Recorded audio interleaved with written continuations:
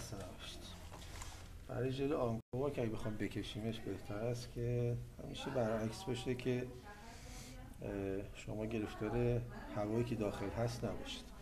بعد نیست ترجیحاً الکل زده باشید و عرض کنم حضورتون برای اینکه بکشین این ژل رو از داخل باید یه سرسوزن گیج 18 داشته باشین.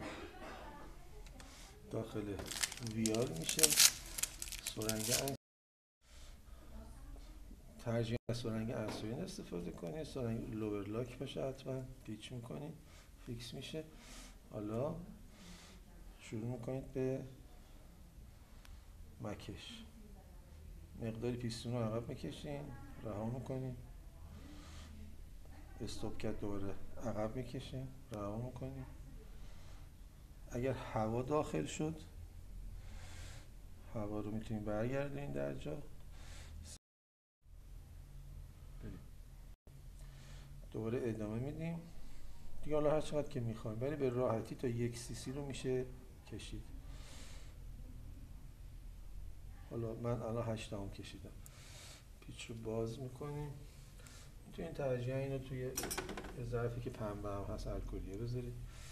حالا سرسوزن رو میبندیم. میتونید الان هواگیری کنید. حالا اگر با اینم میشه تزریق کرد، ولی بهتره عوضش کنید. ترجیحاً 27 بذاریم. با 25 هم میشه زد. سرسوزن 27 است و راحت قابل تزریقه، به راحتی هم تخلیه میشه.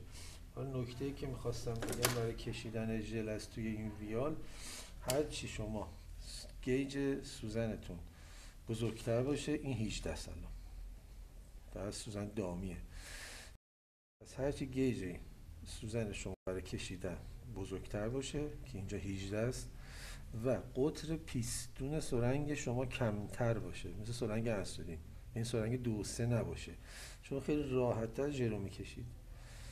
پارامترهایی مثل طول سوزنتون هم موثره، هرچی کوتاه‌تر راحت‌تر. مثال بهتون میگم، اگر با گیج 18 سرنگ انسولین اقدام به کشیدن کنید خیلی راحت کشیده میشه. اگر